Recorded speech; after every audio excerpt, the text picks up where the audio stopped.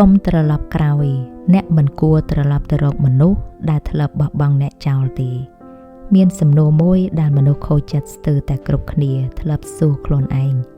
ជាពិសេសនៅយប់ដែលអារម្មណ៍ឯកោចាប់ផ្ដើមលេបត្របាក់បេះដូង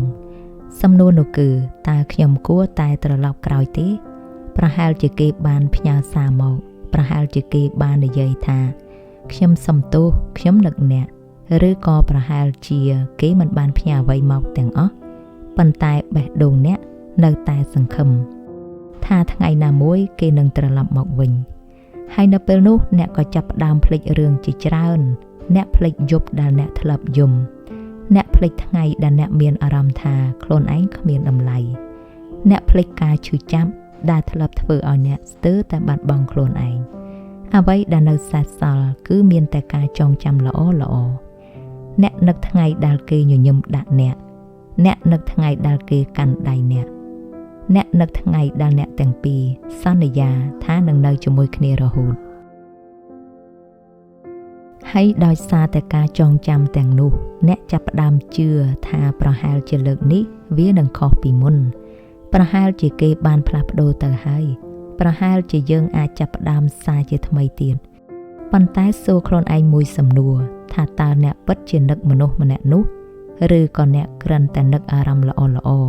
ដែលអ្នកធ្លាប់មានជាមួយគេពីព្រោះនៅពេលខ្លះយើងមិនបាននឹកមនុស្សម្នាក់ទេយើងនឹកការយកចិត្តទុកដាក់យើងនឹកការមាននរណាម្នាក់នៅក្បែរយើងនឹកអារម្មណ៍ថាមានមនុស្សម្នាក់ហើយយើងថាមនុស្សសំខាន់នៅពេលដែលភាពឯកោចាប់ផ្ដើមគ្របដណ្ដប់បេះដូងខួរក្បាលរបស់យើងក៏ចាប់ផ្ដើមលេងល្បែងមួយវាធ្វើឲ្យយើងចងចាំតែពេលវេលាដែលស្រស់ស្អាតតែស្នាមញញឹមតែការអោបតែពាក្យថាស្រឡាញ់ប៉ុន្តែវាបែរជាលុបបំបាត់ទឹកភ្នែកដែលអ្នកធ្លាប់ស្រក់ការរងចាំដែលគ្មានទីបញ្ចប់ការខកចិត្តរាប់រយដងនិងថ្ងៃដែលអ្នកអង្គុយសួរខ្លួនឯងថាតើខ្ញុំពិតជាមានតម្លៃសម្រាប់គេទេនោះហើយគឺជាមូលហេតុដែលមនុស្សជាច្រើនត្រឡប់ទៅរកការឈឺចាប់ដដែលមិនមែនព្រោះពួកគេល្ងងទេមិនមែនព្រោះតែពួកគេទន់ខ្សោយទេប៉ុន្តែព្រោះតែពួកគេនឹកការចងចាំច្រើនជាងការនឹកការពិតហើយនៅក្នុងប្រធានបទមួយនេះខ្ញុំមិននិយាយប្រាប់អ្នកថាកុំត្រឡប់ទៅវិញទេខ្ញុំគ្រាន់តែចង់ឲ្យអ្នកសួរខ្លួនឯងដោយស្មោះត្រង់បើថ្ងៃនេះគេត្រឡប់មកវិញតើគេពិតជាផ្លាស់ប្ដូរហើយមែនទេឬក៏អ្នកគ្រាន់តែខ្លាចការរស់នៅម្នាក់ឯងហើយប្រហែលជាបន្ទាប់ពីអ្នកស្ដាប់វីដេអូមួយនេះរហូតដល់ចប់អ្នកនឹងរកឃើញចម្លើយមួយដែលអាចការពារបេះដូងរបស់អ្នកមិនឲ្យត្រឡប់ទៅកន្លែងដែលធ្លាប់ធ្វើឲ្យអ្នកបាត់បង់ខ្លួនឯងមានរឿងមួយដែលមនុស្សជាច្រើនមិនយល់ពីខ្លួនឯងពួកគេដឹងថាមនុស្សម្នាក់នោះបានធ្វើឲ្យគេយំបានធ្វើឲ្យគេបាត់បង់ទំនុកចិត្តបានធ្វើឲ្យគេសង្ស័យពីតម្លៃរបស់ខ្លួនឯងក៏ប៉ុន្តែពួកគេនៅតែនឹកនៅតែរងចាំនៅតែសង្ឃឹមថាថ្ងៃណាមួយគេនឹងត្រឡប់មកវិញហើយនៅពេលដែលមនុស្សផ្សេងសួរថាហេតុអ្វីក៏អ្នកនៅតែចង់ត្រឡប់ទៅរកមនុស្សដែលធ្វើឲ្យអ្នកឈឺចាប់ពួកគេក៏មិនអាចឆ្លើយបានដែរពីព្រោះសូម្បីតែខ្លួនឯងក៏មិនយល់ពីបេះដូងរបស់ខ្លួនឯងដែរ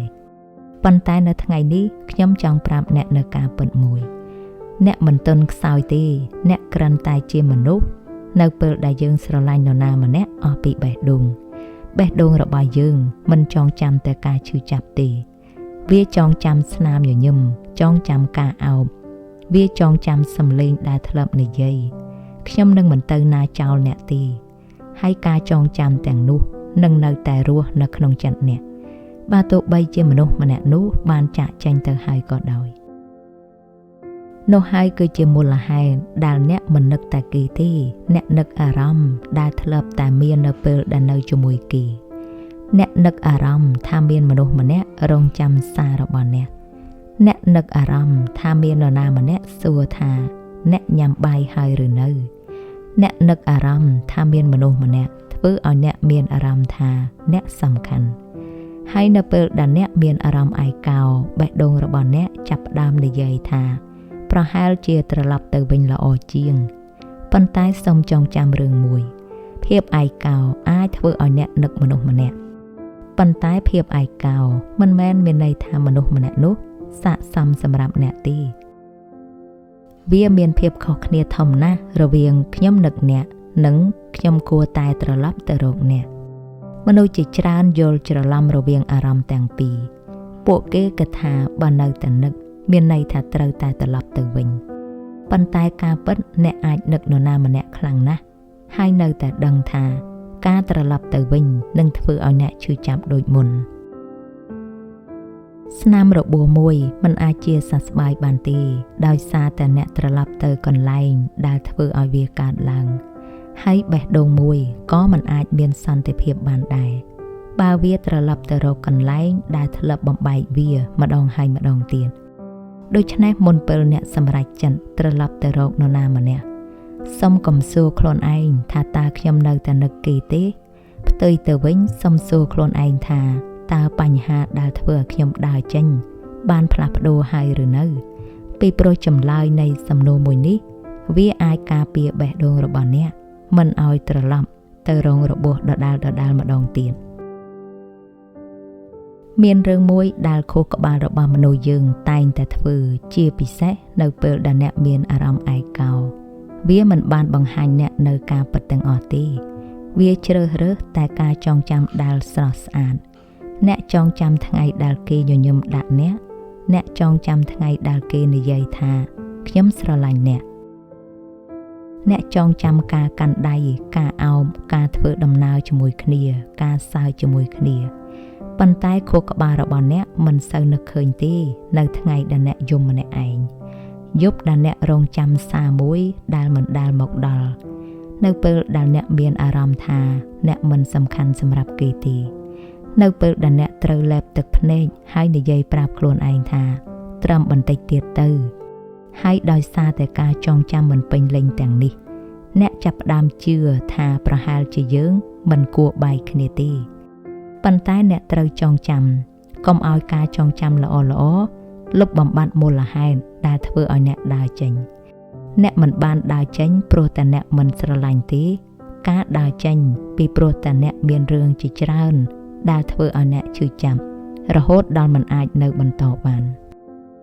ដូច្នេះមុនពេលដែលអ្នកសម្រេចចិត្តត្រឡប់ទៅវិញសូមកុំសួរតែបេះដូងរបស់អ្នក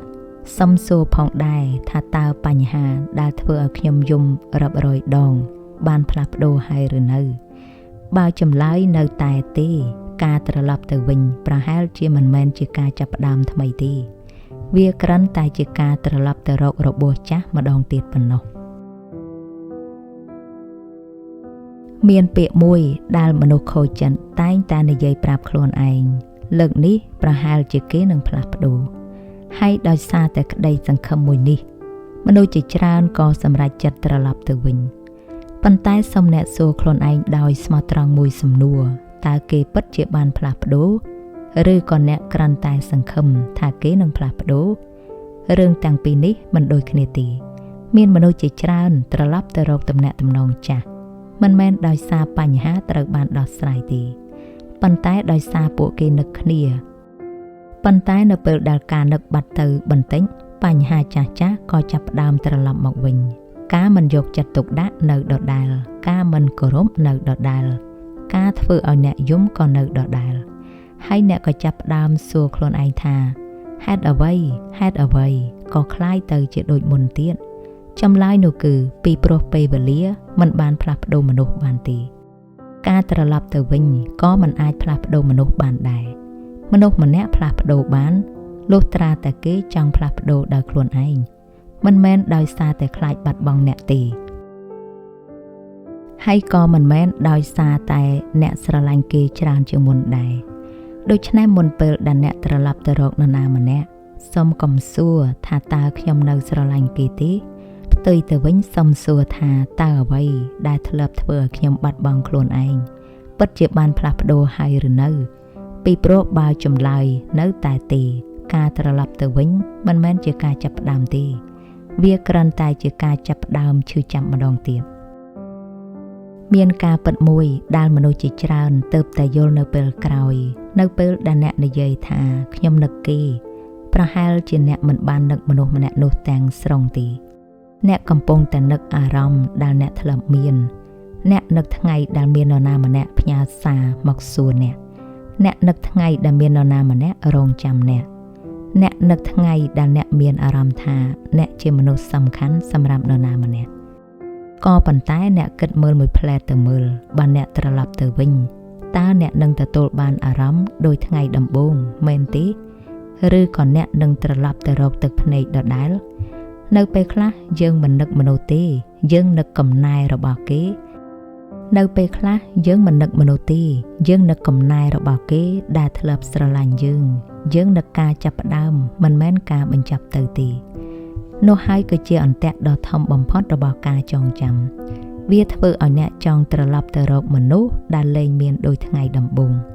ពីព្រោះមនុស្សដែលអ្នកនឹកប្រហែលជាមិនមានទៀតហើយអ្វីដែលនៅសេសសល់គឺជាការចងចាំដ៏ស្រស់ស្អាតហើយការចងចាំមិនអាចរស់នៅជំនួសការពិតបានទេដូច្នេះមុនពេលដែលអ្នកសម្រេចចិត្តត្រឡប់ទៅវិញសុំសួរខ្លួនឯងមួយសំណួរតើខ្ញុំកំពុងតែនឹកមនុស្សម្នាក់នេះឬក៏ខ្ញុំកំពុងតែនឹកអារម្មណ៍ដែលខ្ញុំធ្លាប់មានកាលពីអតីតកាលពីព្រោះចម្លើយនៃសំណួរទាំងនេះអាចនឹងជួយអ្នកមិនឲ្យដើរត្រឡប់ទៅកន្លែងដែលធ្លាប់ធ្វើឲ្យអ្នកបាត់បង់ខ្លួនឯងម្ដងទៀតក៏ប៉ុន្តែបើថ្ងៃស្អែកមនុស្សម្នាក់នោះពិតជាត្រឡប់មកវិញមែនហើយឈរនៅចំពោះមុខអ្នកហើយនិយាយថាខ្ញុំសុំទោសខ្ញុំត្រឡប់មកវិញបានទេតើអ្នកគួរតែទទួលយកគេឬក៏អ្នកគួរតែជ្រើសរើសសន្តិភាពដែលអ្នកខំស្ដារឡើងវិញដោយលំបាកលោកអ្នកនៅពេលខ្លះការនិយាយពាក្យថាទេគឺជាវិធីដែលអ្នកនិយាយពាក្យថាបាទឬក៏ចាស់ទៅកាន់ជីវិតថ្មីរបស់ខ្លួនឯងលោកអ្នកសាកស្រមៃទៅមើលបើថ្ងៃស្អែកមនុស្សម្នាក់នោះពិតជាត្រឡប់មកវិញគេឈរនៅចំពោះមុខអ្នកហើយនិយាយថាខ្ញុំដឹកអ្នកតើខ្ញុំអាចត្រឡប់មកវិញបានទេនៅពេលនោះអ្នកប្រហែលជាស្រក់ទឹកភ្នែកមិនមែនព្រោះតែអ្នកទន់ខ្សោយទេប៉ុន្តែព្រោះតែបេះដូងរបស់អ្នកនៅតែមានការចងចាំប៉ុន្តែមុនពេលដែលអ្នកឆ្លើយខ្ញុំចង់ឲ្យអ្នកសួរខ្លួនឯងនៅសំណួរមួយបើខ្ញុំត្រឡប់ទៅវិញតើខ្ញុំនឹងរកឃើញសេចក្តីសុខឬខ្ញុំគ្រាន់តែត្រឡប់ទៅរកការជឿចាំដែលខ្ញុំធ្លាប់រត់គេចដូច្នេះសូមអ្នកកុំភ្លេចថាអ្នកមិនបានដើរចេញព្រោះតែអ្នកមិនស្រឡាញ់គេទេអ្នកដើរចេញព្រោះតែអ្នកធ្លាប់យំរហូតដល់គ្មានទឹកភ្នែកសម្រាប់យំតទៅទៀតអ្នកធ្លាប់រងចាំរហូតដល់អស់កម្លាំងរងចាំអ្នកធ្លាប់បាត់បង់ខ្លួនឯងរហូតដល់ថ្ងៃមួយ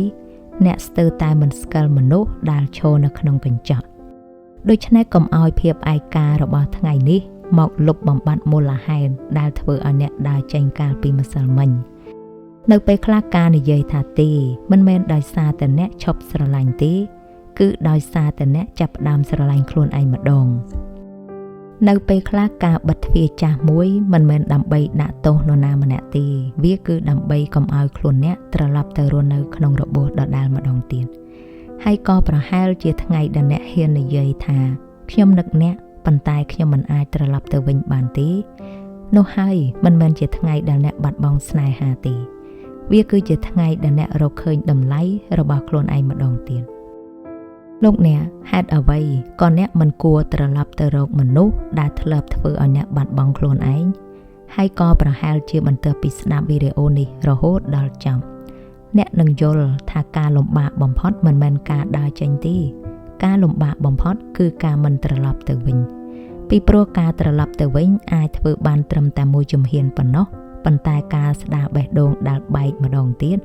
អាចនឹងត្រូវការពេលរាប់ខែឬក៏រាប់ឆ្នាំដូច្នេះបើថ្ងៃណាមួយអ្នកចាប់ផ្ដើមនឹកគេសូមកុំប្រញាប់ត្រឡប់ទៅវិញហើយផ្ទុយទៅវិញសូមសួរខ្លួនឯងថាតើខ្ញុំនឹកមនុស្សម្នាក់នេះឬខ្ញុំគ្រាន់តែឯកោទេតើខ្ញុំចង់ត្រឡប់ទៅរកស្នេហាឬខ្ញុំកំពុងត្រឡប់ទៅរករបួសដដែលសំណួរទាំងនេះពិតជាពិបាកឆ្លើយប៉ុន្តែវាអាចសង្គ្រោះបេះដូងរបស់អ្នកពីការបែកបាក់ម្ដងទៀតដូច្នេះសូមអ្នកចងចាំថាមនុស្សដែលស្រឡាញ់អ្នកពិតប្រាកដនឹងមិនធ្វើឲ្យអ្នកបាត់បង់តម្លៃខ្លួនឯងទេនឹងមិនធ្វើឲ្យអ្នករស់នៅជាមួយការសង្ស័យរាល់ថ្ងៃទេនឹងមិនធ្វើឲ្យអ្នកត្រូវជ្រើសរើសរវាងសេចក្តីសុខរបស់ខ្លួន និងការរក្សាទំនាក់ទំនងមួយឡើយដូច្នេះប្រសិនបើការដើរចេញបានជួយឲ្យអ្នករកឃើញសន្តិភាពនៅក្នុងចិត្តឡើងវិញសូមកុំឲ្យភាពឯកោមួយផ្លែតលួចយកសន្តិភាពទាំងនោះចេញពីអ្នកម្ដងទៀតពីព្រោះអ្នកបានចំណាយពេលយូរណាស់ដើម្បីស្រឡាញ់ខ្លួនឯងឡើងវិញហើយអ្នកក៏មិនគួរបោះបង់វាដោយសារតែការសន្យាដែលមិនទាន់មានភស្តុតាងថានឹងប្រែជាការពិតនោះដែរសូមអរគុណដែលបានស្ដាប់វីដេអូនេះរហូតដល់ចប់ប្រសិនបើវីដេអូមួយនេះបានជួយឲ្យអ្នកគិតច្បាស់ជាងមុនឬក៏បានការពារអ្នកពីការសម្រេចចិត្តដែលអាចធ្វើឲ្យបេះដូងរបស់អ្នកឈឺចាប់ម្ដងទៀតសូមជួយ like, subscribe និង share វីដេអូមួយនេះទៅកាន់នរណាម្នាក់ដែលប្រហែលជាកំពុងស្ទាក់ស្ទើរថាតើខ្ញុំគួរតែត្រឡប់ទៅវិញទេហើយមុននឹងបញ្ចប់ខ្ញុំសូមទុកឃ្លាមួយជូនលោកអ្នកកុំត្រឡប់ទៅកន្លែងដែលអ្នកត្រូវបាត់បង់ខ្លួនឯង